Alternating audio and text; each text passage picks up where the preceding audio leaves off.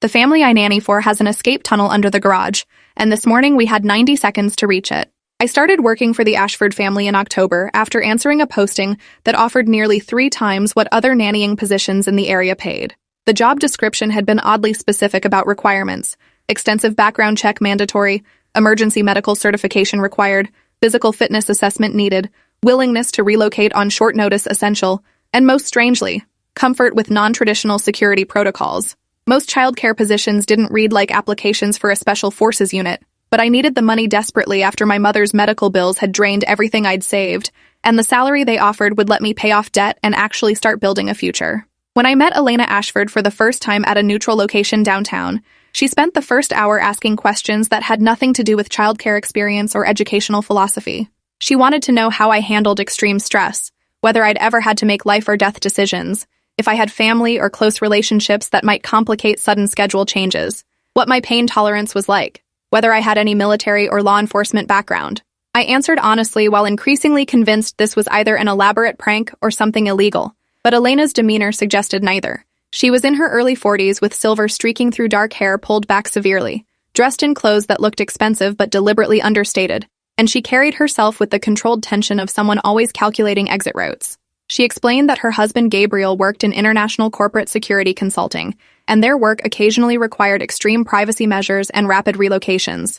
They had 3 children, 11-year-old Lucia, 8-year-old Mateo, and 5-year-old Daniela, all of whom had been raised with certain protocols that might seem unusual to outsiders, but were necessary for their safety. Elena said their previous nanny had been with them for 6 years before retiring, and they needed someone who could commit long-term and understand that this position required absolute discretion and unwavering composure under pressure. She asked if I had any hesitation about those requirements, and I told her honestly that I wasn't sure what I was signing up for, but I was willing to learn. She studied me for a long moment with eyes that seemed to see through every defense I'd ever constructed, then said she'd need to conduct the background check and verify my references, but assuming everything cleared, I could start the following Monday. The salary she quoted was even higher than the posting had indicated, with additional hazard pay and bonuses for any emergency situations that required extended hours or unusual circumstances. I left that meeting feeling like I'd just agreed to something I didn't fully understand, but the money was too substantial to walk away from. The Ashford house was in one of those gated communities where every property looked like it cost more than most people earned in a lifetime. Sprawling modern architecture with perfect landscaping and the kind of privacy that came from having acres between you and your nearest neighbors. From the outside, it appeared completely normal, beautiful, but not ostentatious, the kind of home successful professionals might own. But when Elena gave me the tour on my first day, I started noticing things that weren't normal at all. Every window had steel shutters that could drop in seconds with the press of a button. The front and back doors were reinforced steel disguised to look like wood, with biometric locks requiring both fingerprint and retinal scans. There were panic buttons in every room, cameras covering every angle of the property including thermal imaging for the perimeter, and a central monitoring station in Gabriel's office that looked like something from a military command center. Elena programmed my biometrics into the system and explained that only 5 people had full access to the house. Her, Gabriel, me, their head of security named Vincent Reyes, who I'd meet later, and the previous nanny whose access would be deactivated by end of week. The children had restricted access codes that allowed them into certain areas, but triggered alerts if they tried to leave the property without adult authorization. She said this casually while showing me how to arm and disarm various security zones, like she was explaining how to use a particularly complicated coffee maker, rather than a system that belonged in a government facility. Then she took me down to the garage, which housed 4 vehicles including an armored SUV that Elena said I'd use for any transportation with the children. She walked to the back corner near the workbench and pressed a sequence on what looked like a standard electrical panel. A section of the concrete floor began descending like an elevator platform, revealing stairs that led down into darkness. Elena flipped a switch and lights illuminated a tunnel that stretched far beyond where I could see, concrete walls and ceiling with LED strips providing even illumination, and what looked like ventilation grates at regular intervals. She said this was the emergency evacuation route, and if she or Gabriel ever gave the code phrase, Protocol Amber, I had exactly 90 seconds to get all 3 children into this tunnel and seal the entrance behind us. The tunnel led to a bunker approximately 1 mile from the house, stocked with supplies for extended stays, and with its own separate exit point into undeveloped land, where vehicles were pre-positioned for further evacuation if necessary. She made me practice the route to memorize the entrance sequence, showed me how to seal the tunnel door from inside, and explained that once sealed, the entrance would be virtually undetectable from above and could withstand significant force. I asked what scenario would require us to use an escape tunnel. and Elena's expression went completely blank in a way that was more frightening than any answer she could have given. She said Gabriel's work had made them targets in the past, nothing I needed to worry about in detail, but they believed in being prepared for worst-case scenarios. The tunnel had never been used in an emergency, but they drilled the children monthly to keep the protocols fresh. Then she showed me the rest of the security measures. Safe rooms in 3 different locations throughout the house, each stocked with medical supplies and communication equipment, weapons lockers that only she and Gabriel could access, emergency supplies cached in strategic locations, and a sophisticated alert system that could detect intruders at multiple perimeter points. She walked me through various threat scenarios and the appropriate responses for each, and by the time we finished, I felt like I'd been hired to protect the president, rather than care for 3 elementary-age children. Elena asked if I was having second thoughts, and I told her honestly that everything seemed excessive, but I understood some people lived with threats I couldn't comprehend. She nodded and said I'd meet the children at pickup time, and hopefully once I got to know them, I'd understand why all of this was necessary. Lucia, Matteo, and Daniela were quiet children who seemed older than their years in ways that made my chest ache. Lucia had her mother's dark coloring and watchful eyes, already carrying herself with a seriousness that no 11-year-old should need. Matteo was small for 8 with glasses that made him look scholarly, and he had a habit of scanning every room before entering. Daniela was tiny and delicate with curls that bounced when she moved, but even at 5 she had been trained not to talk to strangers and to always stay within arm's reach of authorized adults. All 3 were polite to the point of being formal, saying please and thank you for everything, and asking permission before taking snacks or changing activities. That first afternoon, I made them a snack and helped with homework while they sized me up with the careful evaluation of children who'd learned not to trust easily. Matteo asked me if I knew how to do emergency first aid, and when I confirmed I was certified, he looked relieved in a way that broke something inside me. Daniela wanted to know if I'd practiced the tunnel route, and seemed satisfied when I told her I'd done it 3 times that morning. Lucia asked point blank if I was planning to stay long-term, or if I'd leave like some of the temporary staff they'd had before the previous nanny, and I told her honestly that I planned to stay as long as they needed me. She studied me with eyes too old for her face and said they'd had 6 different people in the past year before Elena found someone permanent, and it was hard to keep saying goodbye. I promised I wouldn't leave without warning, and she accepted this with a small nod that suggested she'd learned to take promises with skepticism. Over the following weeks, I fell into routines with the children and learned the rhythms of the household. Gabriel was rarely home, traveling constantly for his security consulting work, and when he was there, he spent most of his time in his office or in meetings with Vincent and other serious-looking people who arrived in unmarked vehicles. Elena worked from a home office doing something with encrypted communications and secure data analysis, emerging periodically to check on the children, but mostly trusting me to handle their daily care. The kids were homeschooled with a rigorous curriculum that included not just standard academics, but also physical training, multiple languages, conflict resolution, and what Elena called situational awareness skills that were basically advanced threat assessment for children. Twice a week, a self-defense instructor came to teach them age-appropriate techniques, and once a week they had sessions with a therapist who specialized in children living with security concerns. I asked Elena if this level of preparation was healthy for kids, and she looked at me with an expression mixing sadness and steel, saying she wished they could have normal childhoods, but normal wasn't an option when your father's testimony had put 3 international crime syndicates in prison. That was the first time anyone had directly explained what made the Ashford family targets. Gabriel had worked as a forensic accountant and security consultant who specialized in tracking money laundering and financial crimes, and over the past decade he'd provided evidence that led to the collapse of multiple criminal organizations and the seizure of billions in illegal assets. The people he'd helped imprison had resources and reach that extended across continents, and they'd made clear their intentions to retaliate against him and his family. There had been incidents over the years. Surveillance they'd detected, break-in attempts at previous homes, a kidnapping threat that never materialized but was credible enough to take seriously, indirect threats delivered through intermediaries, and once, a car bomb that had been discovered before detonation because Gabriel's security teams swept their vehicles daily. Elena said they'd lived this way for 8 years, moving every 18 months to 2 years when they detected surveillance or threat indicators increased, maintaining multiple layers of security and always having exit strategies prepared. The children had never known normal life. They'd never attended public school, never had friends over without extensive background checks on the families, never been to birthday parties or public events without security presence, never been able to share photos on social media or talk about their lives with anyone outside their secured circle. Elena's voice cracked slightly when she said she and Gabriel had considered going into official witness protection, but Gabriel's expertise was too valuable to too many ongoing investigations, and law enforcement agencies kept pulling him in for new cases.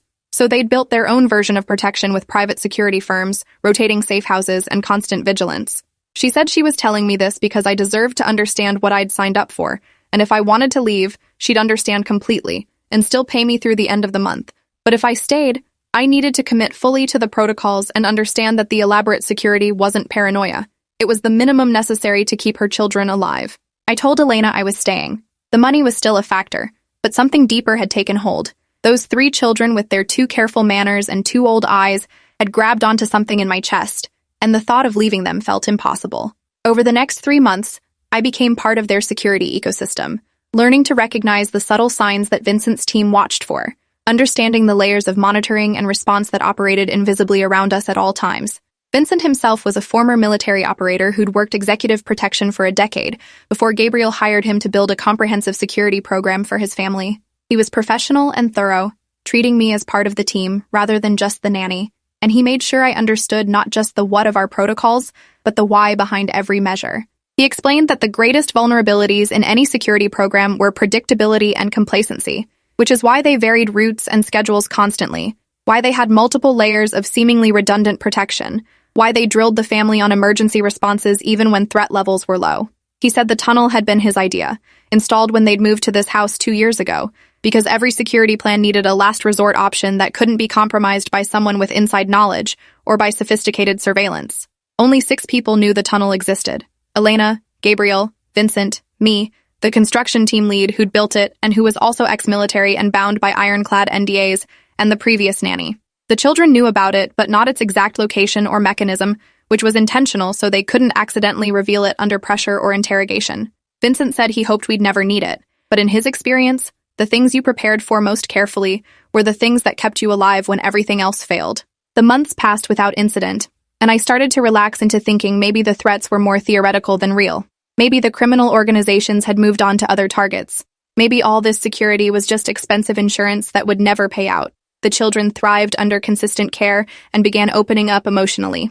Lucia started smiling more and talking about things besides security protocols. Mateo's anxiety decreased enough that he could sleep without nightmares most nights, and Daniela became affectionate and playful in ways Elena said she hadn't been in years. We celebrated Daniela's 6th birthday with a party that included 3 carefully vetted families from their therapist's practice, and watching her blow out candles while genuinely happy made me understand viscerally why Elena and Gabriel had built such elaborate protection around these kids. They deserved joy and childhood despite the threats that shadowed their lives, and every moment of normalcy was a victory against the people who wanted to hurt them. Then Vincent detected surveillance. It started with small anomalies, vehicles that appeared too frequently in neighborhood traffic patterns, a utility worker whose credentials didn't match the company's actual staffing records, electronic signals that suggested someone was attempting to map their wireless network. Vincent increased security measures quietly, adding patrols and expanding the monitoring perimeter, and he briefed Elena and me on elevated protocols without alarming the children. Gabriel was overseas finishing testimony in another case, scheduled to return in 3 days, and Vincent said we needed to consider whether to relocate immediately or wait for Gabriel's return. Elena decided to wait because moving while Gabriel was absent meant splitting the family, and previous experience had taught them that was more dangerous than maintaining their secured position. Vincent accepted her decision but insisted on additional measures: armed security on the property 24/7, restricted movement for the children with all activities moved inside the house, and everyone sleeping in the safe room on the 2nd floor rather than in regular bedrooms. The children picked up on the tension immediately despite our efforts to maintain normalcy.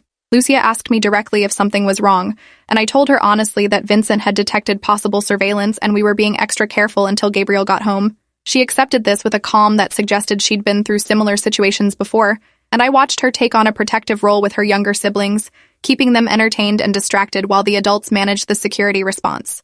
Mateo became quieter and more watchful, and Daniela stopped asking to play outside, all of them shifting into the careful survival mode they'd been trained for since they were old enough to understand their lives weren't normal. Vincent's surveillance detection team identified 3 separate observation points around the property and confirmed at least 2 individuals conducting sustained surveillance with professional-grade equipment.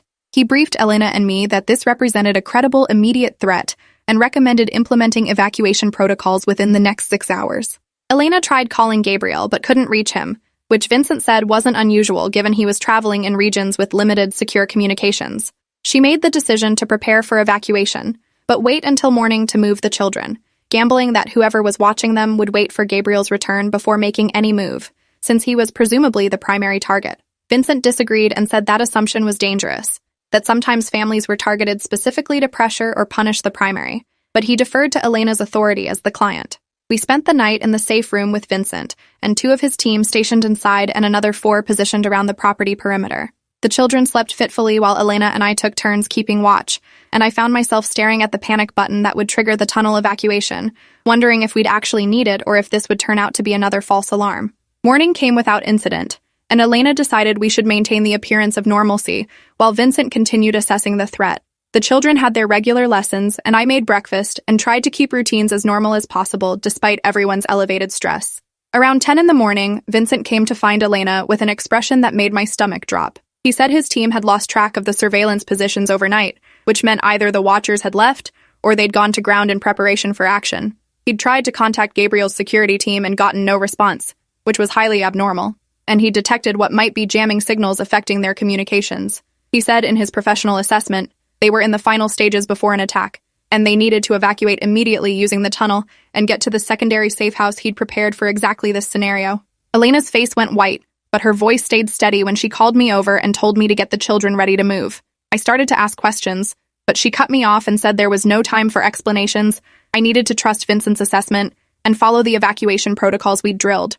I gathered the children from their lessons and told them calmly that we were doing a protocol amber drill, using the code phrase that meant tunnel evacuation, and I needed them to move quickly and quietly. Lucia's eyes went sharp with understanding, and she helped Mateo put on his shoes while I grabbed Daniela. Elena had already gone to get emergency bags from the safe room, pre-packed backpacks for each family member with documents, cash, medications, and essential supplies. Vincent was on his radio coordinating with his team, and I could hear the tension in his voice as he gave rapid instructions about securing the perimeter and preparing fallback positions. We were moving toward the garage when Vincent's radio erupted with urgent warnings. His perimeter team reported multiple vehicles approaching at high speed on the access road, at least 8 men visible with weapons, and they were preparing to breach the main gate. Vincent grabbed Elena and said we had maybe 90 seconds before hostile entry, and we needed to get to the tunnel immediately. Elena looked at him and asked about his team, and he said they'd delay the attackers as long as possible and then retreat to preset fallback positions. But our priority was getting the children into the tunnel and sealed away before anyone knew it existed. We ran for the garage, and I was carrying Daniela while Lucia and Mateo sprinted ahead with Elena. Vincent stayed near the door from the house into the garage, speaking into his radio and coordinating the defensive response from his team. I could hear gunfire in the distance, which meant the perimeter team had engaged the attackers. Elena reached the electrical panel and punched in the access sequence with shaking hands while I counted seconds in my head. The floor section began descending, and she pushed the children toward the stairs, telling them to go down quickly and carefully. More gunfire, closer now, and the sound of breaking glass from somewhere in the house. Vincent appeared in the garage doorway and said they'd breached the house, and we needed to seal the tunnel now. Elena hesitated, looking at Vincent, and he said his team would buy as much time as they could, but we couldn't wait. She pushed me toward the tunnel entrance and said to take the children and go. She'd be right behind us. I started down the stairs with Daniela still in my arms, and Lucia and Mateo ahead of me, their faces pale but controlled. Behind me I heard Elena and Vincent exchanging rapid words. I couldn't make out over the sounds of chaos from inside the house. I was halfway down the tunnel stairs when I heard an explosion from above that made the concrete walls shudder. Dust rained down from the ceiling, and the lights flickered but held. The children were at the bottom of the stairs waiting for me, and I got them moving into the tunnel proper, deeper into the concrete corridor that stretched ahead. I turned back to look for Elena and saw her coming down the stairs moving fast, and behind her, Vincent was operating the controls to seal the entrance. The floor section was rising back into place, and I could see into the garage for just a few more seconds before it closed completely. In that brief window, I saw armed men in tactical gear entering the garage, and Vincent raising a weapon to fire, and then the floor sealed shut with a heavy thunk that cut off all sound from above. Elena reached the bottom of the stairs and immediately went to a control panel on the tunnel wall, punching in codes that activated additional seals and security measures. The children had stopped about 20 feet into the tunnel, and I herded them further along, trying to keep them moving while my mind was still processing what I'd just seen. I asked Elena if Vincent had made it into the tunnel, and she shook her head without looking at me, her face rigid with suppressed emotion. She said Vincent's job was to secure our escape and delay pursuit, and he'd known the risks when he took this position. Her voice cracked on those last words, and I realized Vincent hadn't been just her security chief. There was history there, personal connection, and she'd just watched him choose to stay behind to buy us time. She took a shuddering breath and said we needed to keep moving. The bunker was still half a mile ahead, and we wouldn't be safe until we were sealed inside it. We moved through the tunnel at a quick walk, Elena leading with a flashlight even though the LED strips provided adequate lighting, and I brought up the rear with my arms around the younger children. The tunnel was claustrophobic despite being reasonably sized, concrete walls pressing in and the air cool and slightly stale despite the ventilation system. Lucia walked beside her mother without speaking, her small hand clutched in Elena's, and I could see she was processing what had just happened with the two-adult understanding that came from years of preparation for exactly this scenario.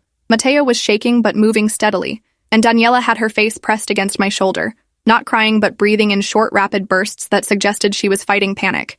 I kept up a stream of calm reassurances that I didn't believe myself, telling them we were safe now. Everything would be okay. We just needed to get to the bunker and wait for help. The tunnel seemed endless, stretching ahead with no visible endpoint, just more concrete walls and LED lighting and the sound of our footsteps echoing in the enclosed space. Elena checked her phone repeatedly, even though she'd said there would be no signal this far underground, and I could see her hands trembling with adrenaline and fear and rage at the situation she'd been preparing for years, but had never truly expected to face. Behind us, through the thick concrete and multiple sealed doors, I heard a muffled explosion that made us all freeze. Elena's face went somehow more pale, and she said they were trying to breach the tunnel entrance, probably using shaped charges, but the seals were designed to withstand significant force and hide the tunnel's existence even under direct examination. She said we needed to move faster because once they realized the tunnel existed, they'd start looking for the exit point, and our best chance was to reach the bunker and secure it before anyone figured out where we'd gone. We practically ran the last section of tunnel, Elena pulling Lucia along and me carrying Daniela while Mateo stumbled beside us.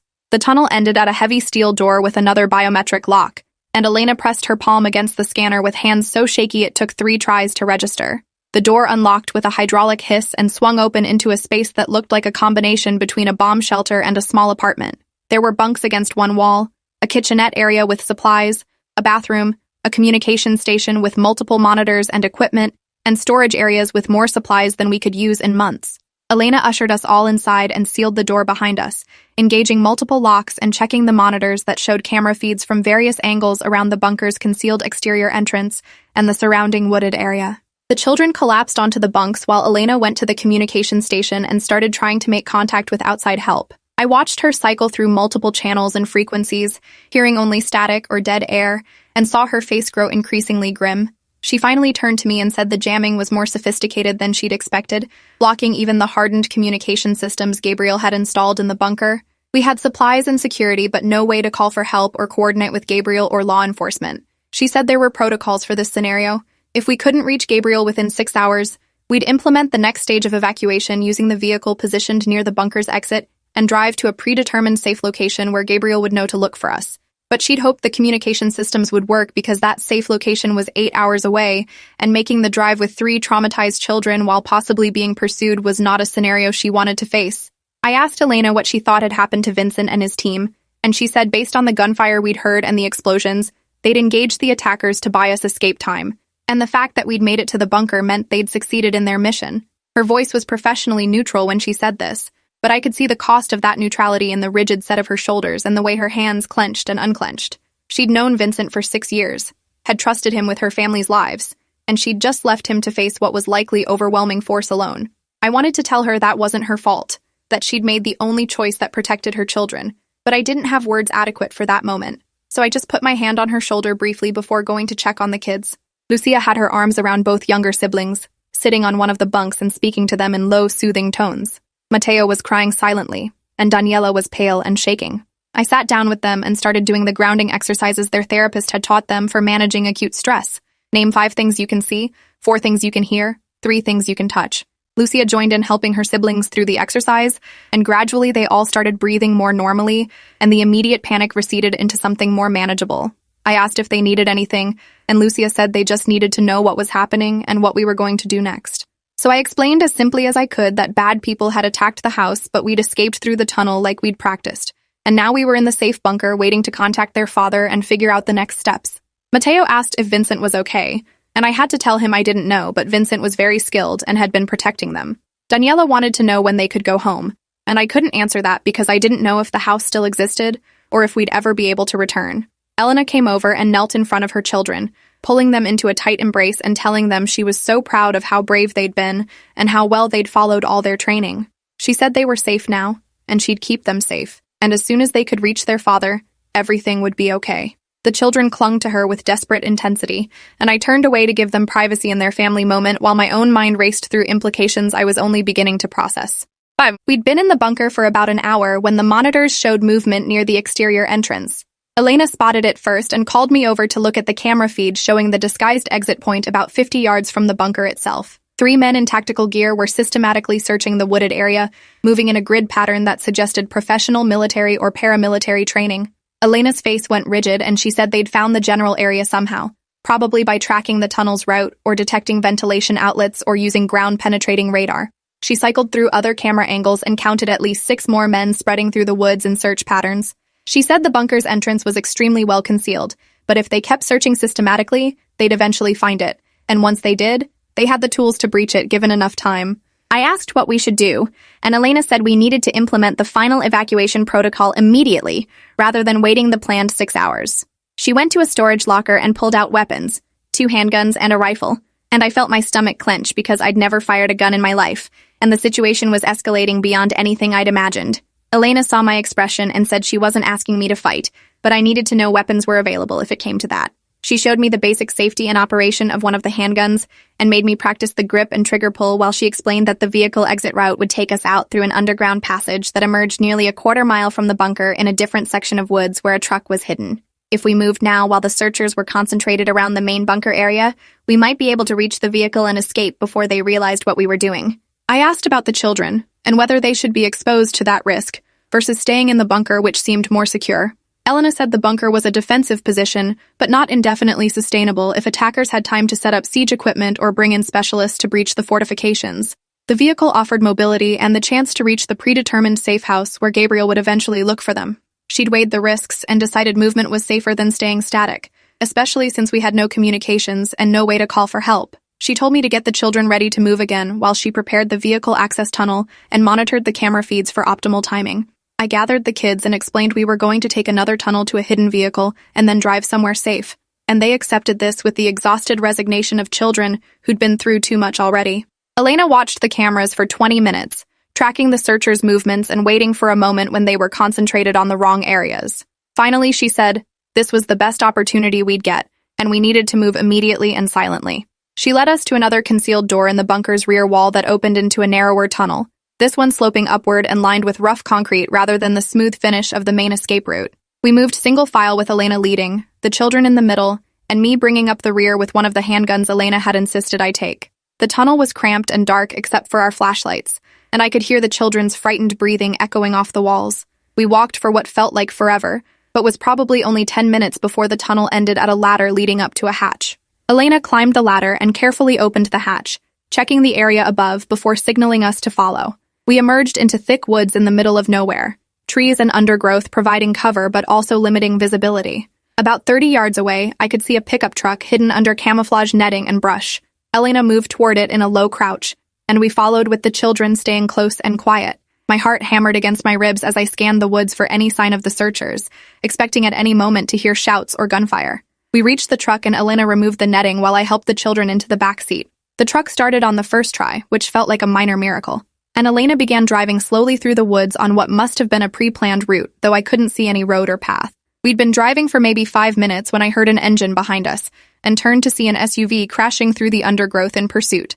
Elena saw it in the mirror and accelerated as much as she could while still navigating the rough terrain, the truck bouncing and lurching over roots and rocks, while the children clung to the seats and each other. The SUV was faster and more maneuverable and gaining ground quickly. I could see 2 men in the front seats, and the passenger was holding something that might have been a weapon. Elena shouted at me to get the children down below the seat level and shield them with my body, and I did, pressing Mateo and Daniela into the footwell while Lucia scrunched down in the seat and I covered as much of them as I could with my own torso. Behind us, I heard the sound of gunfire and something impacted the truck with a metallic clang. Elena was driving like someone possessed, taking turns at speeds that made the truck slide and threatening to roll, but somehow keeping us on the barely visible path through the woods. She shouted that we were almost to the paved road, and once we reached it, she could outrun them on open highway. More gunfire, and I heard a window shatter somewhere in the truck. One of the children was crying, but I couldn't tell who through the sounds of the engine and the chaos. Elena took a hard right turn that threw us all sideways, and suddenly we were on pavement, the truck's tires screeching as they found purchase on the smooth surface. Elena accelerated hard, and I felt the truck surge forward with power we hadn't been able to use in the woods. The SUV behind us made it to the road seconds later, but Elena had gotten enough of a lead that they couldn't immediately catch up. We drove for 10 minutes at speeds that made my teeth rattle, Elena taking turns seemingly at random to make us harder to follow and constantly checking the mirrors. Eventually, she turned onto a major highway and merged into traffic, and the SUV either lost us or decided pursuit was too risky with witnesses around. Elena maintained the speed limit and drove carefully now, not wanting to attract police attention, and gradually the children emerged from the footwell, and I helped them back into their seats with shaking hands. Mateo had a cut on his arm from broken glass, and Daniela wouldn't stop crying, but otherwise, we were physically intact. Emotionally was another story. All 3 children were traumatized and terrified, and I was barely holding myself together while trying to project calm. Elena drove for another hour before pulling into a gas station and parking at the far edge of the lot. She turned to face the children and told them she needed to make some calls and try to reach their father, and meanwhile I should take them inside to use the bathroom and get some food and drinks. She gave me cash and told me to avoid using credit cards or anything traceable, and to watch for anyone who seemed to be paying too much attention to us. I took the children into the gas station, and we must have looked like disaster survivors because the clerk asked if we needed help or if she should call someone. I told her we were fine, just a car accident that had shaken us up, and we needed to clean up a bit. She pointed us to the bathroom and said to take our time. In the bathroom, I helped the children wash their faces and hands and checked Mateo's arm, which was a superficial cut that I cleaned and bandaged with the first aid kit from my emergency bag. I looked at myself in the mirror and barely recognized the person staring back, wild-eyed and pale, with dirt streaked across my face and hands still trembling from adrenaline. I splashed cold water on my face and tried to pull myself together because the children needed me to be stable. When we came out, I bought them snacks and drinks they probably wouldn't eat, but that felt like a gesture toward normalcy. We sat in the truck and picked at food while Elena walked a distance away, phone pressed to her ear and face intense with concentration. She made multiple calls, pacing and gesturing in a way that suggested she was arguing with someone or demanding something. Finally, she came back to the truck and told me she'd reached Gabriel, who was already en route to meet us at the safe house. She'd also contacted law enforcement and reported the attack on the house, though she'd been vague about certain details because of the complexity of Gabriel's work and the need to protect ongoing investigations. She said Vincent's team had sustained casualties, but some had survived and were now secured in a hospital under police protection. Vincent himself was in critical condition but alive, and Gabriel was coordinating with both law enforcement and his private security contacts to identify the attackers and determine how they'd found the house and breached multiple layers of security. Elena's voice was steady when she relayed this information, but I could see tears tracking down her face that she didn't bother to wipe away. We drove for 6 more hours, stopping only once more for gas and bathroom breaks, pushing through into the evening and then night. The children dozed fitfully in the back seat while I stayed awake to help Elena maintain alertness and watch for any sign of pursuit. We talked quietly about what would happen next. They'd need to relocate again, obviously, but Gabriel was pushing for official witness protection, this time, rather than continuing to manage security privately. The attack had been too sophisticated and too well-informed, suggesting someone inside their security apparatus had been compromised or their communications had been penetrated at a level that made private protection inadequate. Elena said she was tired of running and tired of watching her children grow up afraid, and maybe it was time to accept the restrictions of official protection if it meant they could actually be safe. We reached the safe house after midnight, a nondescript property in a rural area that looked like thousands of other middle-class homes. Gabriel was already there, waiting in the driveway as we pulled up, and the children burst from the truck and ran to him before Elena had fully stopped. He caught them all in his arms and held them while they cried and tried to talk all at once about what had happened.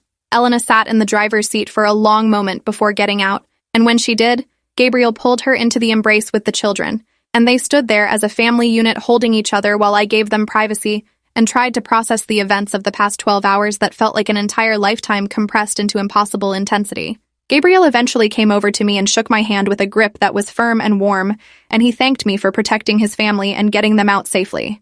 He said Elena had briefed him on everything I'd done, and he understood I'd gone far beyond what anyone could reasonably expect from a nanny. He wanted me to know they'd compensate me appropriately, and if I wanted to continue with them through whatever came next, they'd be honored to have me. But he'd also understand completely if I needed to walk away from the chaos their lives represented. I looked at the 3 children who'd survived today because of drills and preparation, and adults who'd sacrificed to buy them escape time, and I told Gabriel I wasn't going anywhere. Those kids needed stability and consistency, and I'd promised Lucia I wouldn't leave without warning, and I intended to keep that promise no matter how complicated things got. Thanks for watching till the end. Make sure to subscribe and like to not miss the next story.